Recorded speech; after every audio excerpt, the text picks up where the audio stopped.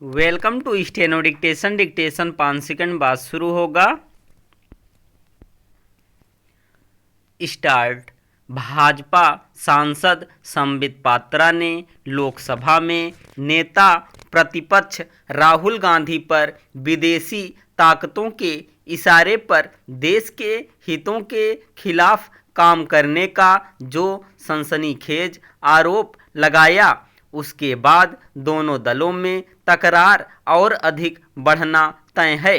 इसका असर संसद की कार्यवाही पर भी पड़ सकता है, जो पहले से ही हंगामे का शिकार है।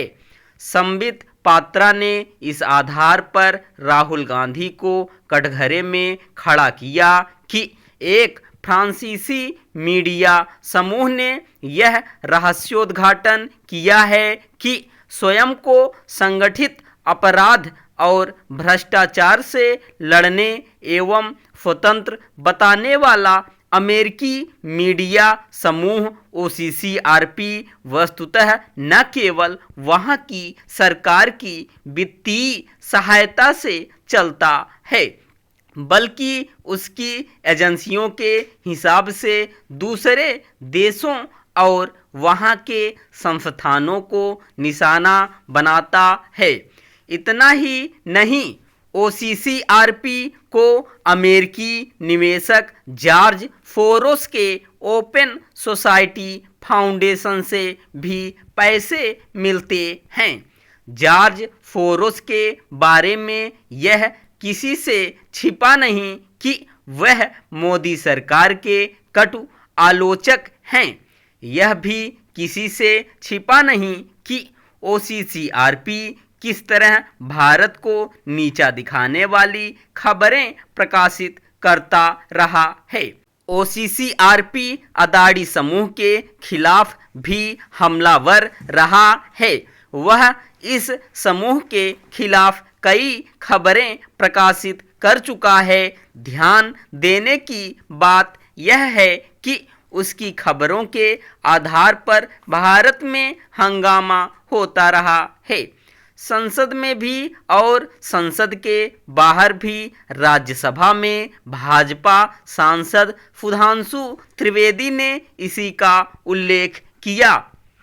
उल्लेखनीय केवल यह नहीं कि OCCRP की खबरों के जरिए हंगामा करने और सरकार को कटघरे में खड़ा करने में कांग्रेस आगे रही है, बल्कि यह भी है कि राहुल गांधी इस मीडिया समूह को वित्तीय मदद देने वाले जॉर्ज सोरोस के ओपन सोसाइटी फाउंडेशन के पदाधिकारियों से संपर्क संवाद करते रहे हैं।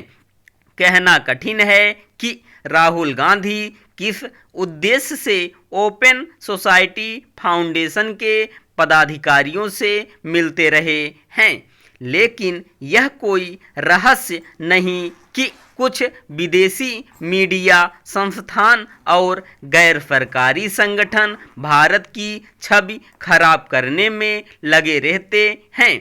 उनकी रीति नीति यही बताती है कि वे भारत के बढ़ते कद को स्वीकार नहीं कर पा रहे हैं। वे इस चेष्टा में भी रहते हैं कि भारत उनके हिसाब से चले। यह कई बार सामने आ चुका है कि यदि उन्हें अपना एजेंडा पूरा होता नहीं दिखता तो वे भारत को बदनाम करने का अभियान छेड़ देते हैं।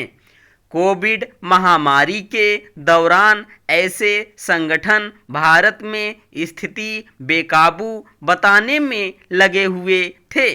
भाजपा के आरोपों पर कांग्रेस का कुछ भी कहना हो, यह कोई नई अनोखी बात नहीं कि कई विदेशी ताकतें ऐसी हैं जो भारत का हित नहीं चाहती। उनसे केवल सरकार ही नहीं, विपक्षी दलों को भी सतर्क रहना चाहिए। सबसे लंबे समय तक केंद्र की सत्ता में रही कांग्रेस इससे अपरिचित नहीं हो सकती कि अतीत में भी विदेशी ताकतें भारत में समस्याएं खड़ी करती रही हैं। स्टॉप।